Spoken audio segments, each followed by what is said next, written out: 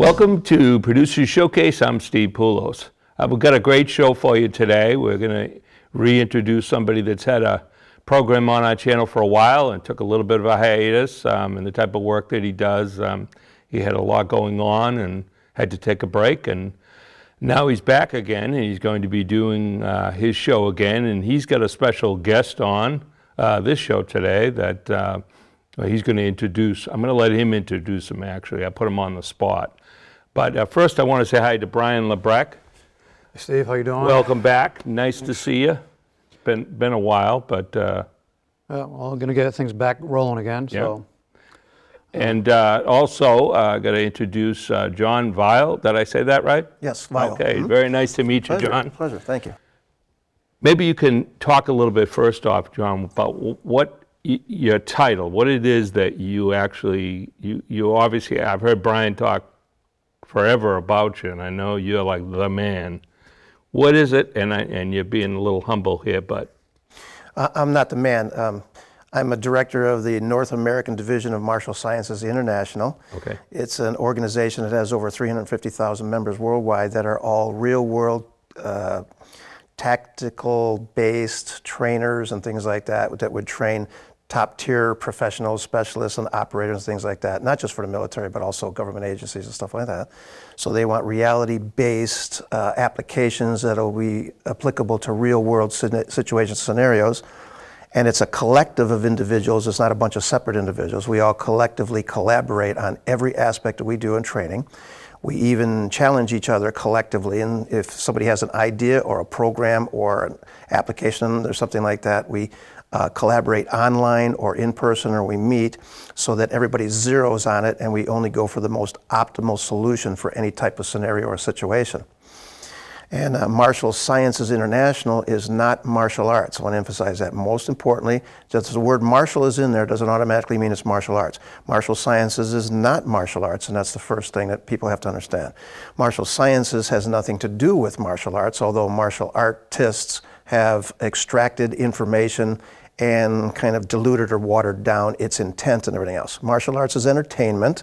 Martial sciences is what true professionals use for real world and professional applications.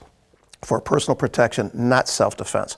Self-defense is not effective or applicable, and martial arts will not protect you. Martial sciences training is used by the special forces and things like that, but not just them.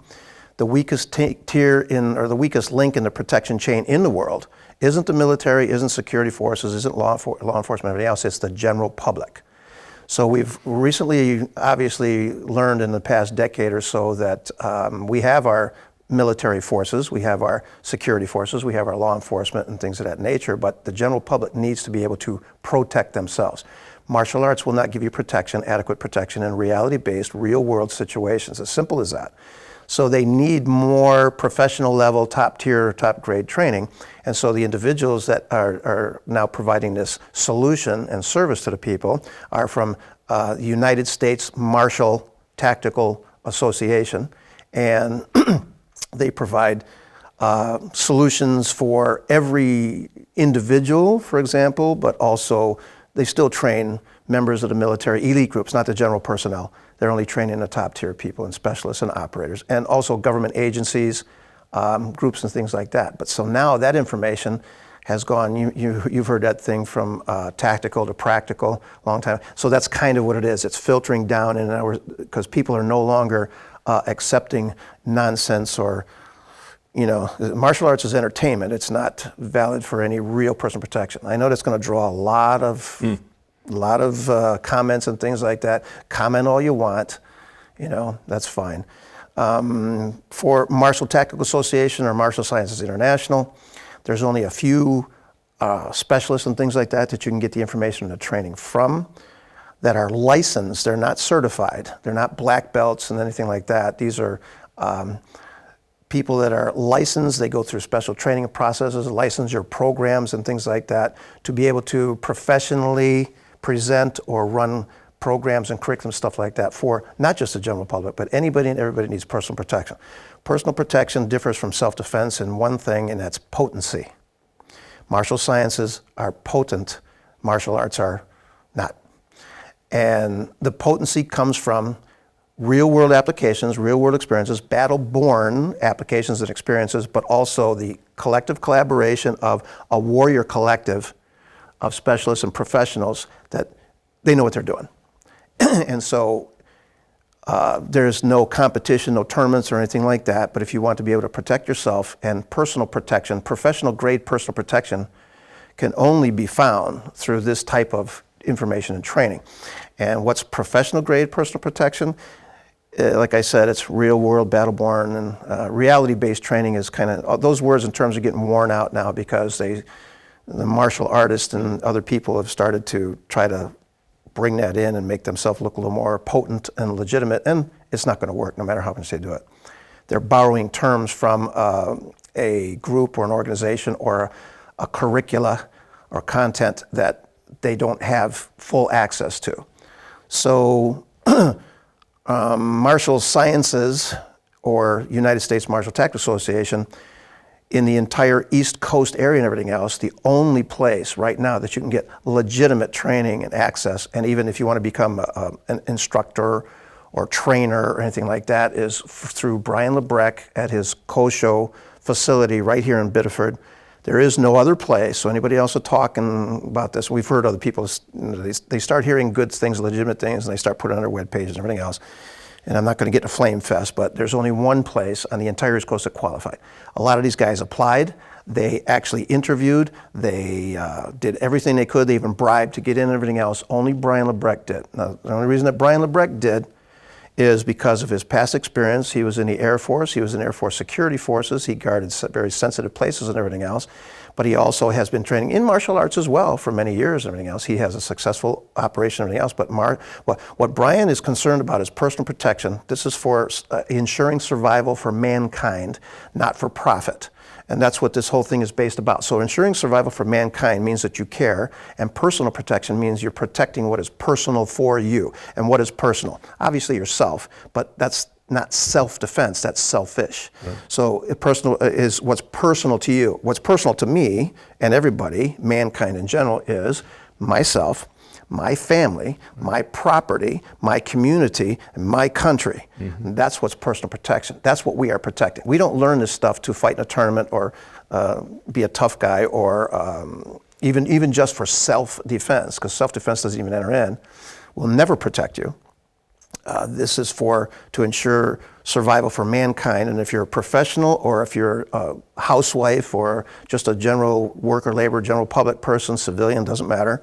This is effective in any type of training situation and environment where you get this type of training.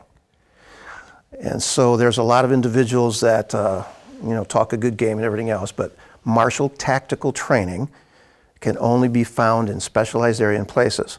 And we're the professionals that many different people, groups, organizations call on to supplement their training. And so I'm the director of the North American division. That was great. I had to keep track of all that. That's awesome. Now, let me ask you a couple of questions. First off, I wanted to say congratulations, Brian. I always knew, and we're fortunate enough in town here to have Brian doing his show. That's right, and I'm hoping more people realize that, because there are many other places you can go, but there's only one optimal place for absolute, ensuring survival isn't a matter of learning, punching, kicking, and kata and stuff like that at all.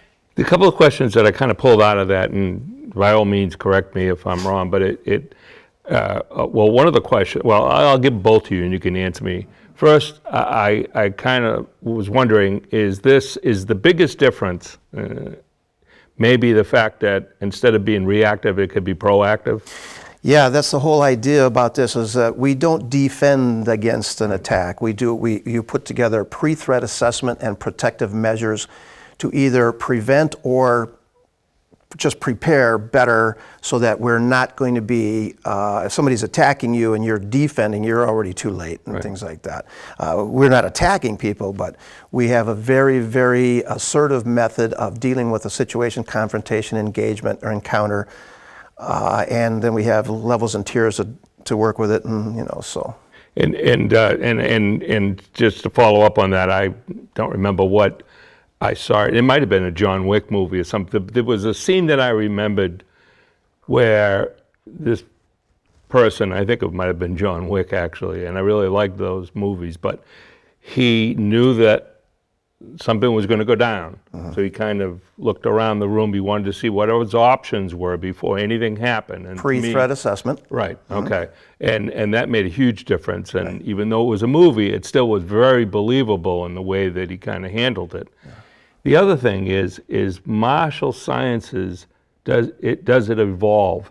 Like, I mean, you see a lot of these old martial arts things that are the same way for 10,000 years, and they don't make a lot of sense in practical standpoint from today. Well, martial sciences and martial tactical are classical training methods and techniques. Now, classical, like classical music, is good forever, but it does also upgrade periodically. It doesn't change, it upgrades, and it upgrades collectively, and that's the key point about it, is that it's not one person or one master or anything is in charge of everything else. Everybody has to zero and say so, and we're talking about some of the highest level professional teams and personal protection specialists, professionals in the world are all in on this, and not one person is just saying that we do this and got an idea. Everybody has to validate it, everything that happens. And martial sciences, when you're training in martial sciences, the information you're getting is a collective collaboration. And then when you get it, it's already been tested, proven, validated, and everything else. It's not theory. It's not in a dojo, which is an artificial environment that will never be reproduced in reality. And so the training for martial sciences or martial tactical will always revolve around already proven and validated experiences, but they don't follow a traditional method. Traditional means you're locked in obsolescence. That's the way we do it. That's the way we've been doing it for years and everything else. The comparison I could probably make as an analogy might be a Civil War reenactment.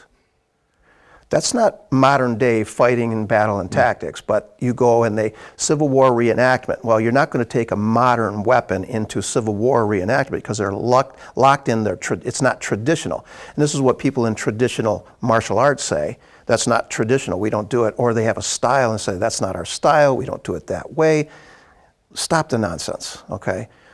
The idea is that if you're not progressive or upgradable, what would our military be without modern upgrades, even though we haven't changed the core of what the essence of all the content and training is, we have upgraded and we will continue to upgrade. So we're not traditional in any way, shape, or form. We have traditions, but we're not traditional. Classical training means constantly good, for eternally, but constantly upgrading. So yes. And I can kind of see that was part of the problem, wasn't during the Revolutionary War. The British were very traditional in the way they marched into battle, and that's why they lost. How'd that work out for them? Not too good. Okay.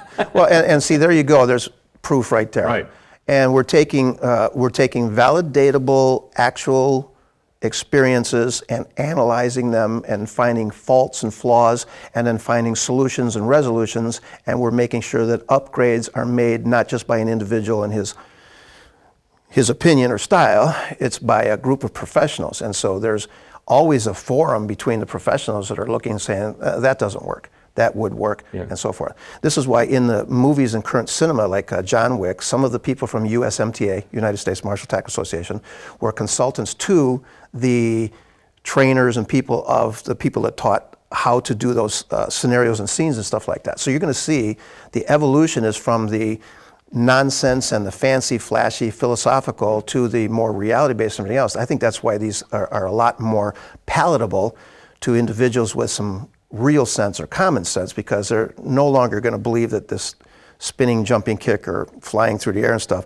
but they are going to watch John Wick. They are going to see the influence of us, our group and our organization on that, and they're going to see that there's still a little bit of, it's still in the movies. It has to, it's a movie. It has to be, but now you're going to see a lot more reality and stuff like that. Some people are even using some of that as reference points to existing curricula, training, tactics, techniques, applications and things, and they're just plugging in real for a change.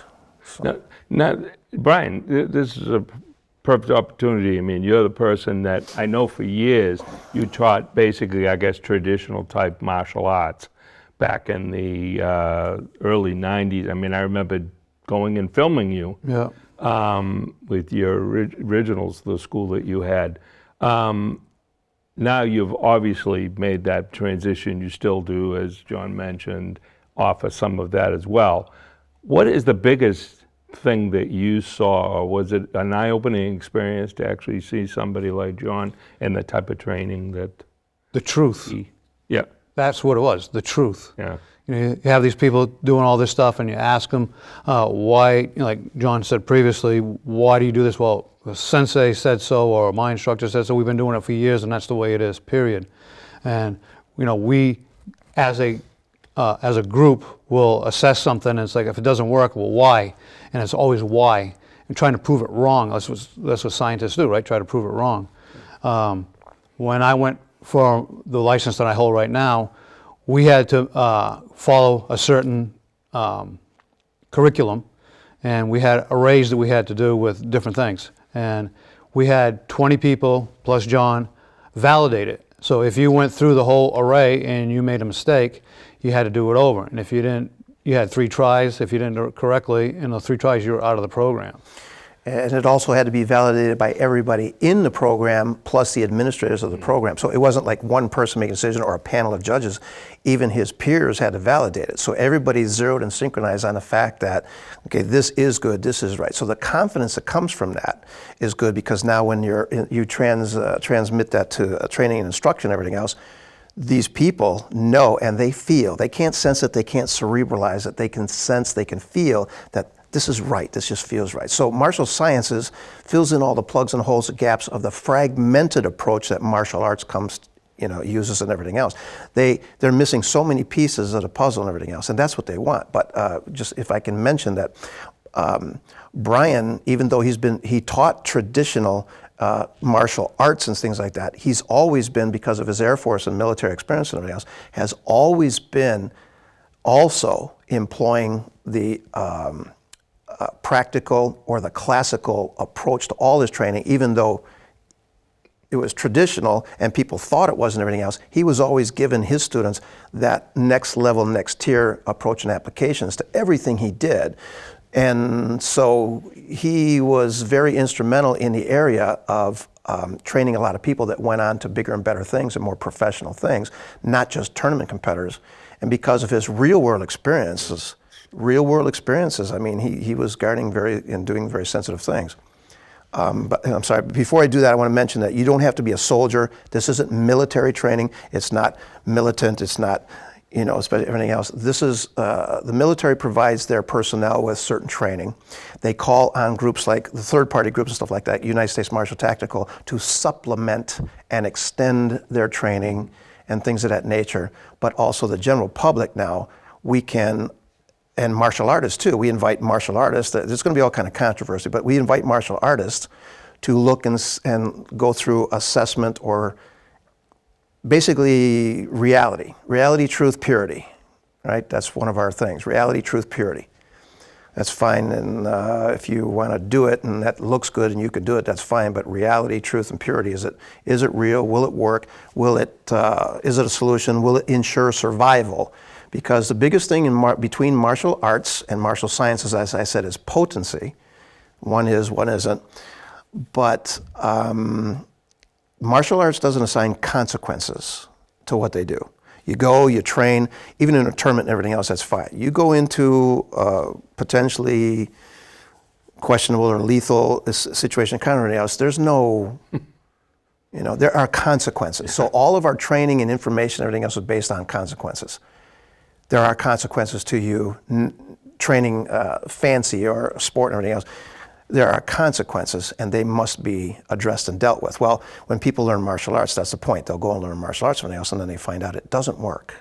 Oh, it's great for physical and mental and weight loss and all those other things, even self-discipline. Phenomenal, but don't rely on it. And so martial sciences is much like the number one quality you would want, like in a firearm, would be what? Reliability, right, first and foremost. So that's good. If it's not reliable, you don't want that, no matter what. And consistency. Well, and I was thinking almost along those lines, that the comparison I was thinking was, because a lot of people for years, they say, well, I want my kid to go to this, give him confidence. Right. And I'm thinking that'd be like giving him a gun and saying, so he's confident, but you don't give him any bullets. Right. So when the stuff hits the fan, Potency is gone.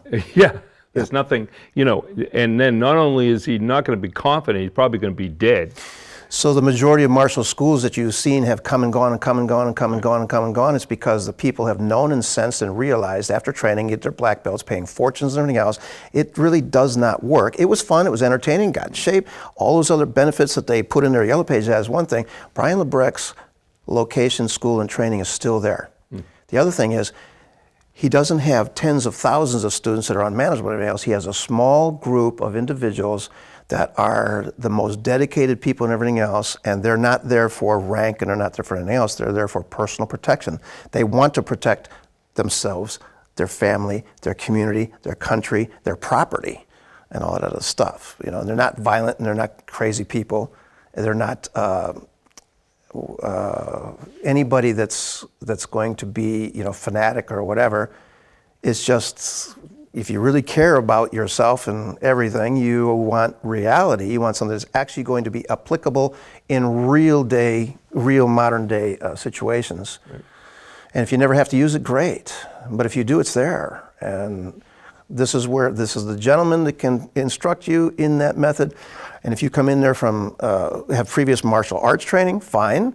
He can not change what you do.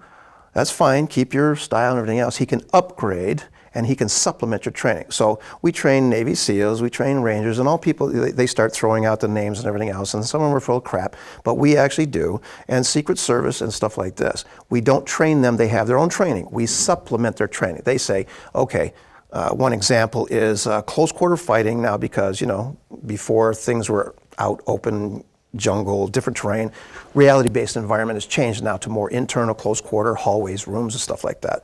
And so they've had to modify their equipment and training tactics and everything else. They have phenomenal specialists and combat veterans that are helping with that and everything else. And then we train the trainers to give them supplemental. And they say, okay, we do this. We do a kind of assessment look and say everything else. Well, what do you think about this? Try this. This is done. This has been worked. Because we're tapped into a collective of resources that these guys might not be. So we're kind of like, that's exactly it. We're a collective of resources and portals to legitimate information by real licensed, and this is very important, licensed, not certified, licensed professionals that go through extensive training of that. And then the reason that the government or the military or private organizations and law enforcement call on us is exactly that reason. They do not want to learn martial arts anymore. So as John was just saying about we supplement, I had a local police department do their training at my facility, and they have to go by certain rules that they taught. I can't teach law enforcement because I haven't gone through the police academy. That's the only way you can do it. So they asked me if I could help them out with a few things. So I had them take the biggest, strongest guy and say, "All right, what would you do if this guy was, needed to be taken out of a building or whatever?" So they showed, these guys were flying everywhere. So I just said, if you did this or you did that, and they tried it with just a couple little adjustments, and they were like, the guy's on the ground and he's like screaming in pain, not because anything's broken, but just because of the way, their baton had them use it a certain way, not to hit, but just to control the person. And then one of my friends went through the academy, and he was one of my students, and he was the oldest guy going through. So they, grandpa, this and that, and they was giving him a hard time. So when it came time for their self-defense part of it, they had him stand with his back to the wall, and I said, "Well, show me what you would do in this situation." So the guy attacks him. Now this guy was third-degree black belt in Taekwondo, and his master was this guy, and his master was that guy. So my student was like, "Man, a few words." So, okay, whatever. So when the guy came in, he just did one thing that I showed him years ago and dropped the guy. And I was like, "You can't do that." He goes, "Well, what do you mean I can't do that?" You said, "What would I do in this situation?" So that's what I would do. So this guy got all bent out of shape, and then the other trainer, another Taekwondo or karate master, settle down, came in and says, "Well, try this on me." And my guy just spun him around, got behind him, put him in a chokehold and brought him to the ground. And by the time the guy was on the ground, he was out. So this is just, stuff that you can't choke somebody, you can't do this and that. So what I do is, like, he came to me and said, well, what can I do instead? So I showed him a few different things. And they even handcuffing, like I had the guys show me how you handcuff. So you put your feet up, put your hands up against the wall, spread your legs. Well, when I was in the military and you had to handcuff somebody, you put them flat up against the wall with their hands back to it and their feet sideways, so they can't come back and kick. Because the first thing they did is, like, I said, tell me what to do. So they did. I put my hands against the wall, my feet were away. So as the guy went to move in, I just kicked him, turned around, and had him on the ground. So I said, now try it this way. And this is what one of the guys was shift supervisor. So he incorporated the way I showed him how to handcuff into what they do in their department. That's kind of funny, though, when they said you can't do that. It's like that kind of comes back to that whole idea of the training for like matches and all that kind of stuff, as opposed to real world. Right. But most law enforcement officers, they want to come home to their family. Yeah. They have families, and you have all these laws that protect the criminals, and the ones that want to learn from me are the ones that I want to come home to my family. That's more important than if I get sued. Whatever, right? And more importantly, you want to train them so that they can, and you're concerned about their benefit, their welfare. That's right. Because that's personal to you, whereas most other people are more interested in making money, finances, commercialism, fame, fortune, stuff like that. So see, that's the thing about Brian. Brian would do this of his own volition, because he's been in the situation, he's experienced what happens with consequences, and if people aren't trained right, if you've been experienced with that, all you got to do is go on detail and tell parents why why they passed away and stuff like that. Yeah. Do that once, and you will never lie to another person or train them incorrectly and everything else. See, so martial artists that take any exception to this and everything else, we're welcome to discuss it if you like. I want to get it on film. When I was in the military, I took every training opportunity that I could get. They said, whatever you do, don't volunteer for anything. I volunteered for everything. Yep. And then the people that I wanted to noticed me. So I got specialized training, and that's what we do. Specialized training. Not just training, specialized training. And what that means is, whatever individual comes in, whether you've not had any training or anything before, never even been in a fight, or if you've been the highest level tier operator, specialist, all those fancy tactical words and stuff like that, there are many ways to do things, but there's only one optimal way, and the optimal way is collectively decided upon by professionals. And we can provide we're not selling, but we can provide the solutions, or we can provide the supplemental training and extensions and everything else, not try to change. The word change is incorrect. So always upgrade whatever it is you're doing. So that's the thing about people come to Brian.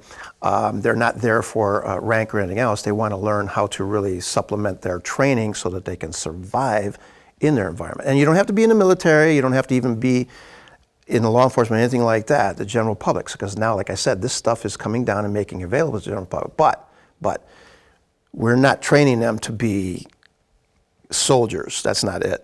We're not training them to be, violent or anything like that. These are very, very specialized applications that are applicable to anybody. And one of the functions that we focus on most is biomechanics, which my doctorate is in biomechanics. And this is applied cross-culturally or cross-platform to all of the curricula and content, so that we work with individuals and things of that nature. So we will go and give assessments to existing trainers, for example, and say, we're doing this is our curriculum, this is our contents we do. We know this works like law enforcement or something like that. And then, do you have anything else? Do you have any supplement? Can we improve anything? Because what do you think they're doing? Those trainers know the consequences. They're not just going to accept and keep that stuff, like you said, about being traditional, locked in obsolescence, or classical upgrading. They're constantly upgrading. And even though they've got something that they see work currently and everything else, they know that there's always something better and a better way and stuff like that. And that's where they turn to us for that consultation, that assessment, that review, and things like that. And like I said, Brian's school and his training is so phenomenal that the people that you see there are not just ex-military, ex-law enforcement, or even active criminals, but they're very, very specialized individuals. So there's some really, really unique people there that can work and share. We've had people that have had, combat training experience, many years of law enforcement and stuff, everything else, but that's not what we're training. They have their own training and their own trainers and stuff like this. We train their trainers and we supplement their training. And they more and more and more are asking us for, some supplemental training. And that's what we're doing. And this also includes all the way up through the highest level specialist or operator there is. That's fine. Working with, team movement, stuff like this. So classes, training, seminar, force on force, and all that stuff. And it does include firearms training, which isn't part of martial arts training, but it's not firearm training like, it's not like NRA firearm training or some of the other, get your concealed carry license or whatever. This is... So we do NRA courses, and we tell people if you really want to learn how to use a firearm, and one of the things is, John developed one of the courses was how not to shoot. And we have a whole program just on how not to shoot. And it's not like spraying pistol whipping and doing stuff like that. There's special ways of... Don't tell them. It's extremely specialized. It's been adopted across the nation now and things like that. So it's also, we developed a program. Most people don't know this, but this is where you come to martial sciences and not martial arts. A fireman, a captain for a fireman in the state of Ohio, told me one day, he was a student in training, he's also a licensed trainer and stuff like that. He told me about this situation that most people don't know about. He says, you hear an ambulance screaming down the street and sirens and everything else. He says, you don't know the dynamic, volatile situation that's going on inside. He says, more of the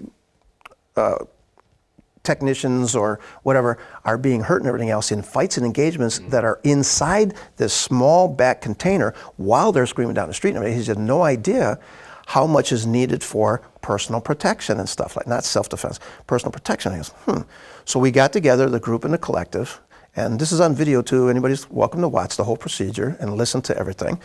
And we got in the reality-based environment. We didn't train in a dojo. We didn't train in some artificial environment we got into the actual ambulance. We got actual people, patients, and trainers and practitioners.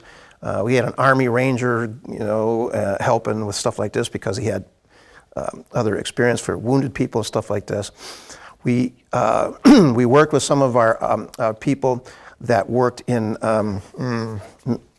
military prisons or facilities where restraint and everything had to be done in close quarters, like in beds and stuff like that, because they're laying down in the gurneys and everything else.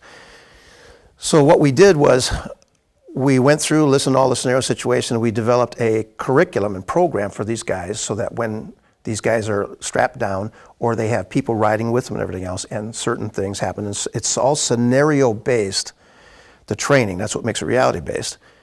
And in a reality environment. So we had all these people stuffed in this, really small thing and everything else, and even driving and everything. And we worked on these things, and now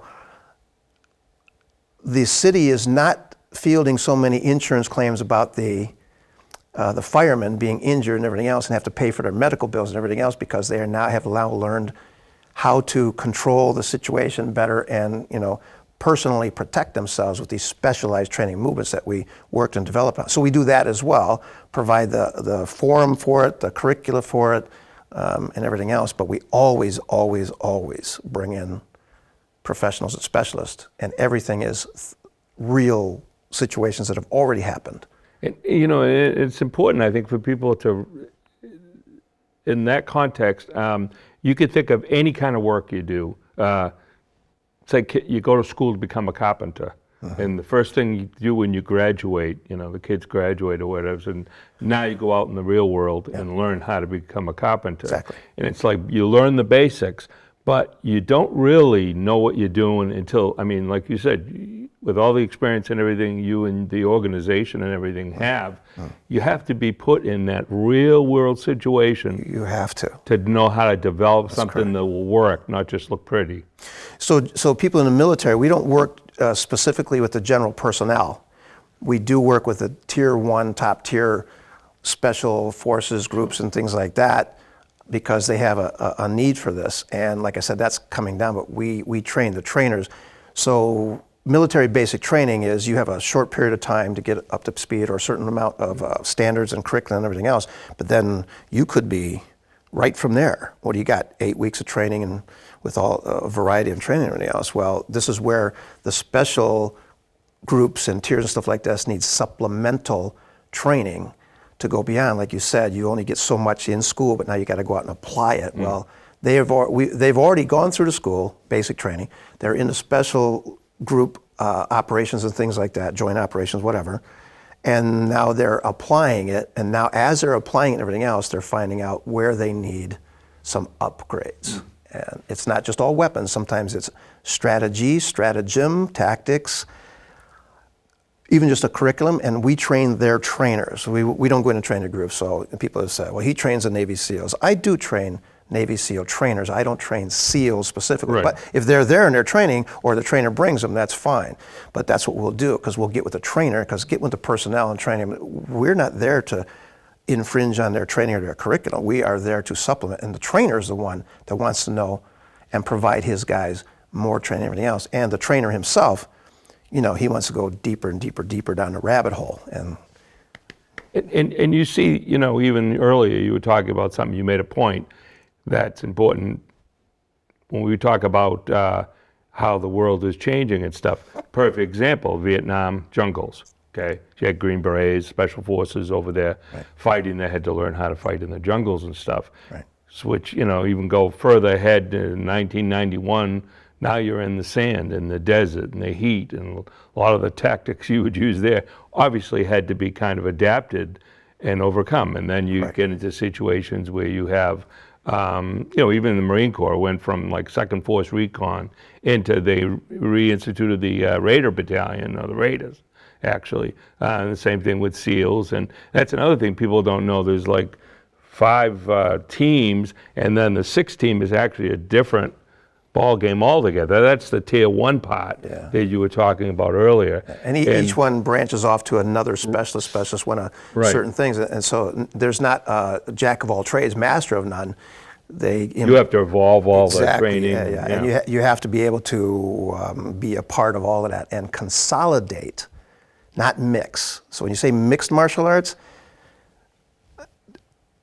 you consolidate the only essential elements of real fighting, combat, engagement, and survival training, stuff like that, pre-threat assessment, into one dynamic entity. And that dynamic entity is martial sciences, not martial arts.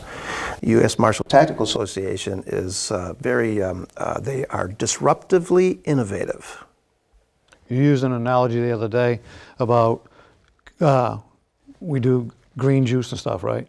So if you take the green apples and you take the cucumbers and the kale and all that, and you put it in a blender, that's mixed martial arts. You turn that blender on, that's martial sciences, because you can't. It's one.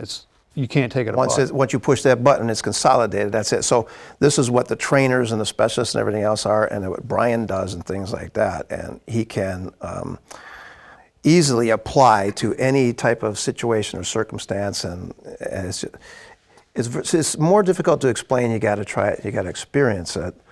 And no matter what you're doing, it will upgrade any level or tier of whatever your function is, or even your reasons. And the thing is, that a lot of people, they don't think, and it's unfortunate, but it's like that with a lot of things. They think, well, that's never going to happen to me. I'm not going to have to worry about that. I even know from my own personal experiences, one time at a hospital in Massachusetts, I was actually helping a friend of mine out who I was actually in law enforcement at the time, but he ran a security agency at a hospital. You know, big deal. Tell people you can't park there, you know. And I was coming down the hill, and I see a gentleman running up the hill at me. What the hell? He's got I think I just swore, but oh well, I'll have to bleep that out. He had a butcher knife in his hand. He had just stabbed his girlfriend in the emergency room, was running up the hill.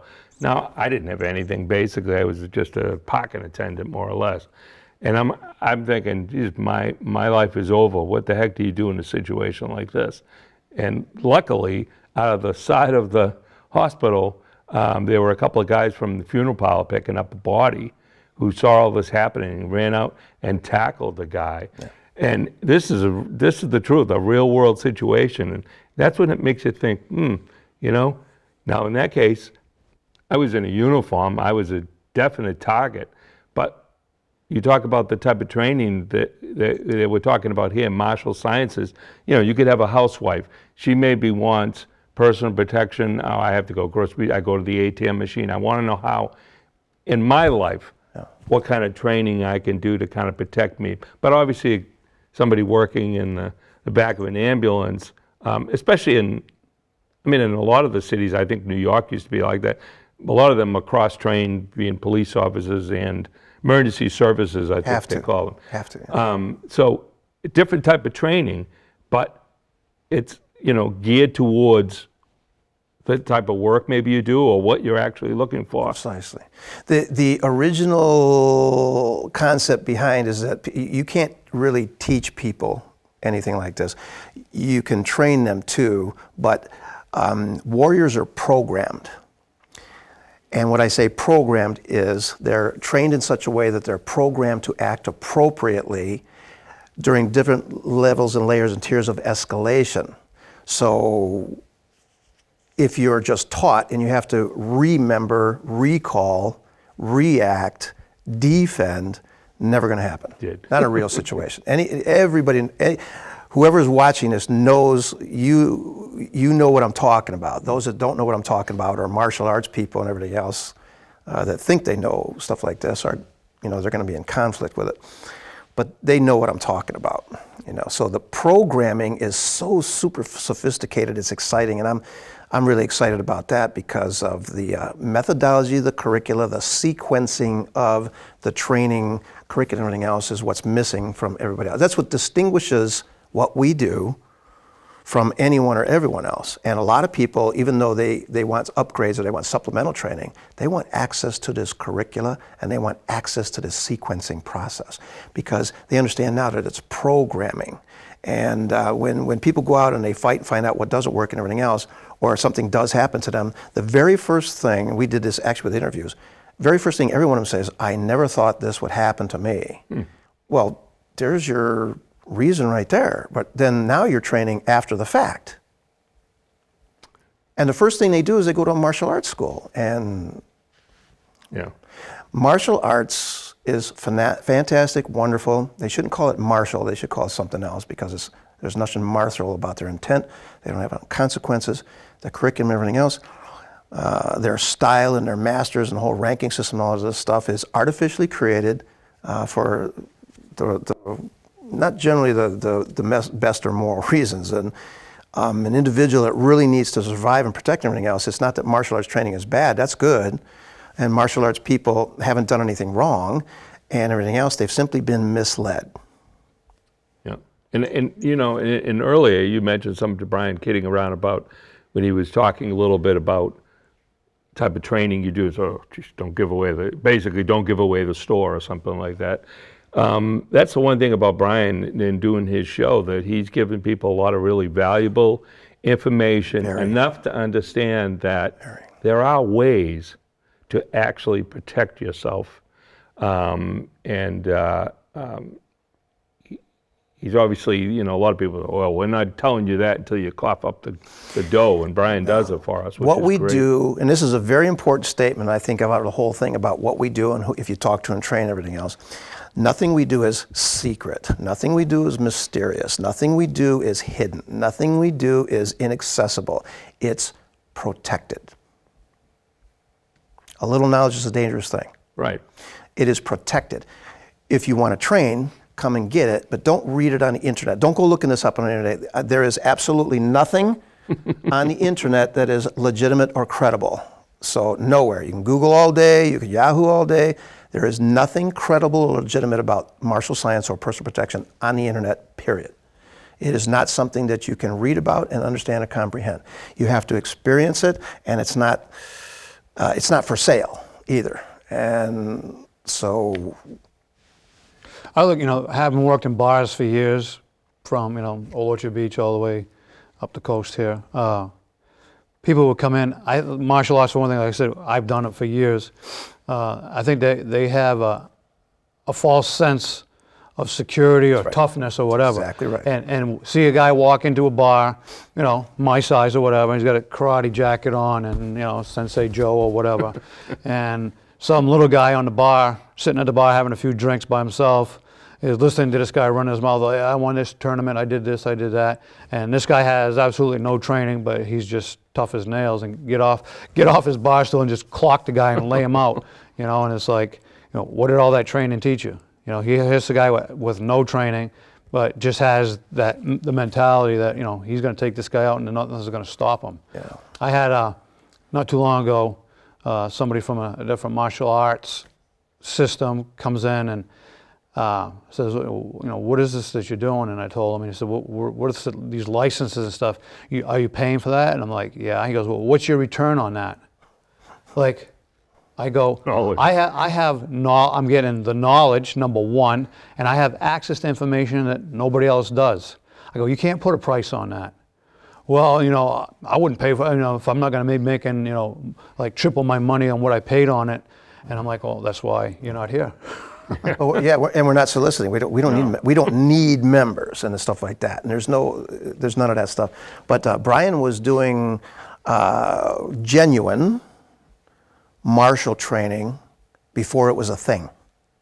I mean, back in the 80s and 90s and stuff like that. Still has and still will, and everything else. And he's had a lot of people, a lot of students. He and his school and everything else have enhanced and supplemented this community. The weakest link in the protection chain is the general public. He has been forging and fixing up that weak link, the general public, for years and years and years. But now he's doing it on a more upgraded scale, a more sophisticated level. It is not comprehensible to someone who trains with an artificial environment in an artificial situations and everything else. And then when people say they know things and everything else, there's only two things that you can say. First of all, consider the source. Who's talking? And the second thing is consider what fuels their reality. And then after you're done with them, consider the source. The source of the training locally here and everything else is part of a networked, collaborative, worldwide, that it's not I say so, it's not my style, it's we know so. Okay, not being arrogant, it just really is. And also what fuels his reality is exactly that, reality. And I see kind of the advantage when you say we, of course. That's right. Any organization that's successful, it should always be we. It is. You're a machine. Well, and also that's why self-defense, no. Self-defense will actually, those of you taking self-defense classes, courses, and paid for all that stuff, money, stuff like that, have been misled. You've been given false information for the most part, even though they've borrowed some of the legitimate information and peppered it in there. They've been given, good training and information and everything for the most part, but they've been misled for the most important part, and that is the valid applications that will ensure survival.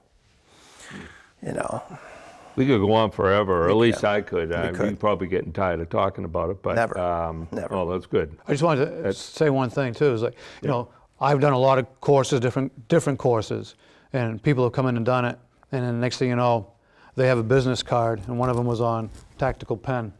The guy, now he did one course with me, and he's running around like he's an expert in teaching tactical pen. Right. He doesn't have the formula. He just, doesn't have a license or anything else. It's a pen, though. Yeah, well, this is what I'm telling you about. This is not hidden. It's not secret. Nothing mysterious. We're not hiding, and we're not being exclusive. We're not holding out till you pay money. This is protected, and that's exactly what I'm talking about. People take a little bit of knowledge is a dangerous thing, and they will take a little bit of knowledge, and then they'll claim legitimacy. They'll add it to their training and everything else, and they're like the tactical pen thing. First of all, there's no such thing as a tactical pen. Don't spend money for a pen. Okay, the pen is not tactical because it's titanium or whatever else. It's the knowledge, the application that makes anything tactical. You buy this expensive pen and everything else and think now you're tactical. You're not, and it doesn't work. Okay, but when you take something from a core curriculum and everything else and extract a little piece of it. It's like extracting a little piece from one puzzle piece from an entire jigsaw puzzle. They have this little piece, and that for that little day, and that little piece will get you harmed. I always have a thing that I think I've told this to Brian before, but a lot of kids throughout the last 40 some odd years, they would come up and talk about filming or talk about this and that, especially nowadays with all the electronics. I said, look,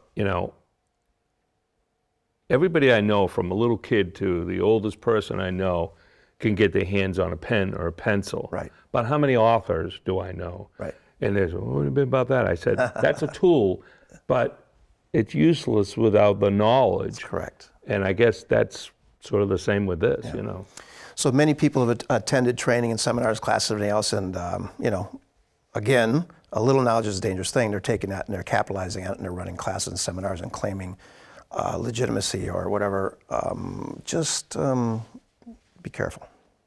That's excellent. So when are we doing the next show with you guys?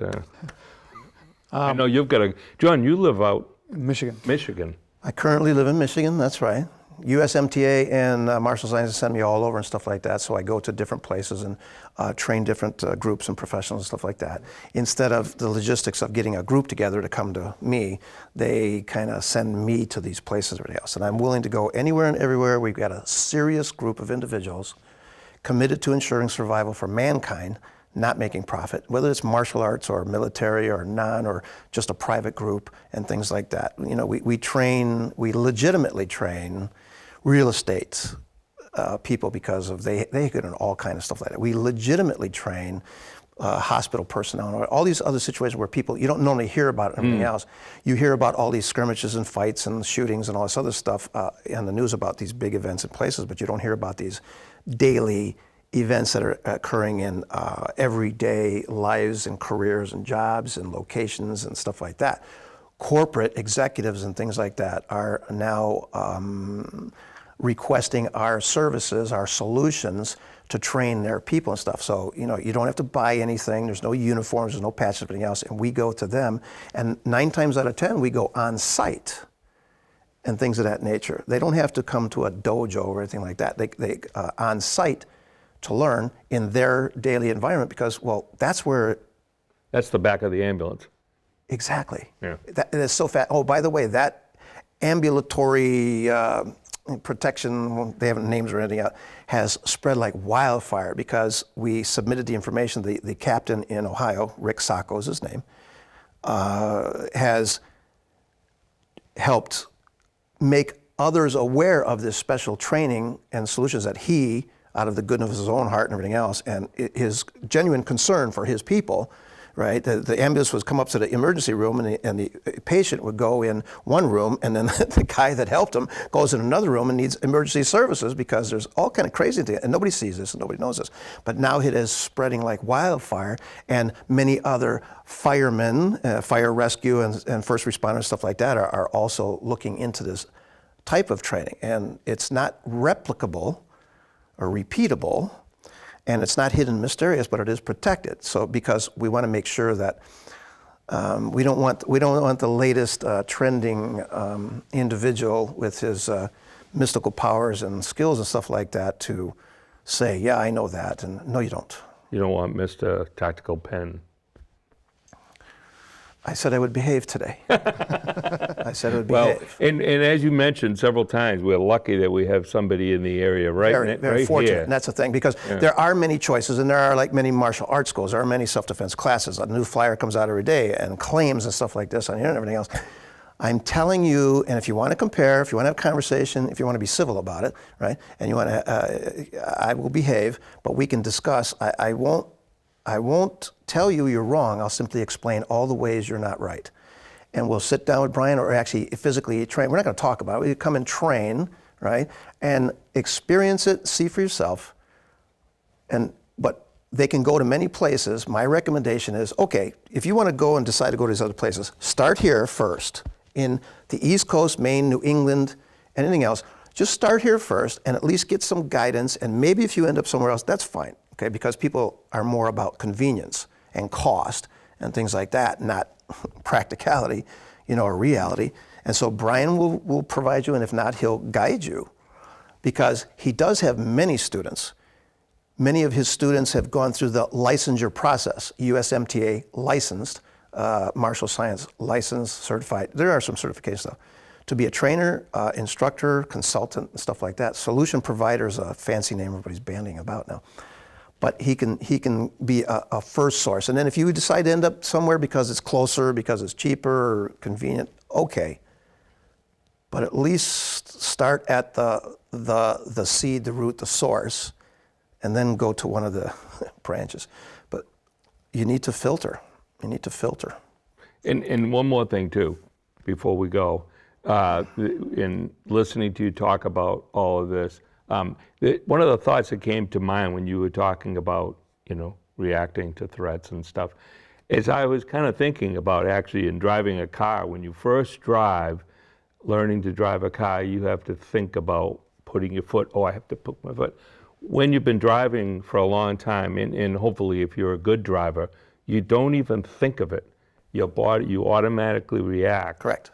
Is that similar to what we're talking Exactly. about? That's the programming nature of this type of curricular training and the sequencing. It's programming so that there's not rote memorization or recall, or like technique number 14 with none of that stuff. That's not going to happen. And so you're put in a reality-based environment where chaos is intentionally induced to inoculate you against a stress, which is the current tactical phrase, inoculate you against the stress of an actual situational encounter and things of that nature. Well, it's true. You have to be, but it's the inoculation comes from, people freeze, and that's not good. This programming is so sophisticated. It's 2,500 years old. It's not last week. It's not the latest new trending thing. It's 2,500 years in the refinement of these things by a collective of many tens of thousands of minds, not one individual with a style and a school and a... We, not me. We, not me. I can't thank you enough, John. This has been fabulous. And of course, as he throws me off my chair again. Brian, as always, it was great seeing you again, and I'm really so happy that you're going to start your show up again. Yep. I think the people definitely missed it. We've had people asking about it. So, and I can use it too, because if I forget to take the trash out one more time, I'm going to need something against my wife. So I don't know if I need that per se, but. If I may, is to make an offer and stuff like this, Martial Science International or USMTA classes, not all of them, but some of them are all recorded and they're available. And also the training, we have almost every class we do is remote broadcast. So those people that can't make, we're reaching more people because of the technology now. And that's part of our classical upgrades, things like that. So we have many people. You would be surprised. We have, like, Brian will have his guys training, and we will have our guys training in Michigan and Arizona and Florida, Indiana, California, Colorado, South Dakota, no, South Carolina, et cetera. There's many people, and also Japan and other countries and stuff will all get on the broadcast, and they will. And now, not only will they don't just sit and watch, they will actually participate. So we even have a school in Ohio. They get up and they train with class and everything else. And yes, we're not exactly physically in the same room, but the only difference is that, that the thinness of that class, I can't touch or whatever, but the instruction, it's as real as can be. And I want to offer that to people that, say, well, I can't drive, I can't do this or whatever else, or some people that are even have injuries or whatever. We are using that technology now to broadcast and reach people and things of that nature. That's fabulous. There's like any class Skype that or Zoom or something? Or? Yeah, on Yeah, Zoom. it's called Zoom. Yeah. It's a phenomenal service. They do a great job. Their technical expertise and everything else is phenomenal. Excellent. Not a plug for them, but I mean, they're phenomenal. And you could get on there one day and there's like only 3 or 4 or 5 people, and then you get on there and there's 500. And we invite that for people to do that, because that interactive distance broadcasting and stuff like that has made it possible for us to achieve our goal, and that's to ensure survival for the weakest link in the protection chain, and that's the general public. And so martial arts schools, military trainers, government agency representatives and things of that nature can all tune in and everything else. And we'll do that too. You'd be surprised who pops in, Excellent. Yeah, it's fantastic. And one other thing, last thing I want to mention is that our classical training, martial tactical, isn't all about just like modern application of anything else. We do very classical training. For example, we have a superb swordsmanship or kenjutsu, not iaido, okay, and kendo. Kenjutsu, classical Japanese swordsmanship training program, which is martial science based, and it's one of the older, like I said, this is 2,500 years old, all this methodology, all this content and everything else. But so we also do some things like that, classical swordsmanship, but it's not martial arts. It's kenjutsu, not kendo, and jutsu-do, two different worlds. Wow, that's fabulous. So you could learn that as well. Excellent. And we have, like I said, access to John anytime we want. 24/7. I text him, or one of the guys in my group will say, can we work on this specific thing? And you think John would help us out? Said, of course he will. So we just send him an email. This is what we want to work. We're going to log on Zoom on Tuesday night at 6:30, and boom, he's there. And so we're going through our stuff, and he's correcting us. He can't put hands on, but the camera's set up so he can see us. And all right, do it like this, adjust this, do that. And I mean, anytime we want, he's there. Well, see, and that service is great too, because instead of guessing or missing a piece or whatever else. That's it. Excellent. Yeah. And we're going to have all the information. You're going to send me some additional information. We'll have it on at the end of the show so people can contact either one of you. Sure. And look forward to maybe talking more about all of that when you do your show as well. John, again, thank you very much. Thank you so much. I appreciate it. My pleasure. Excellent, Thank you. excellent show. And folks, I had the beep in the other room, which means we're out of time. And I want to thank you for joining us. And I know you probably wish you were sitting in the audience here and hearing this, but you'll know how to get in touch with everybody at the end of the show. And thanks for tuning in, and we'll see you again next time on Producer Showcase.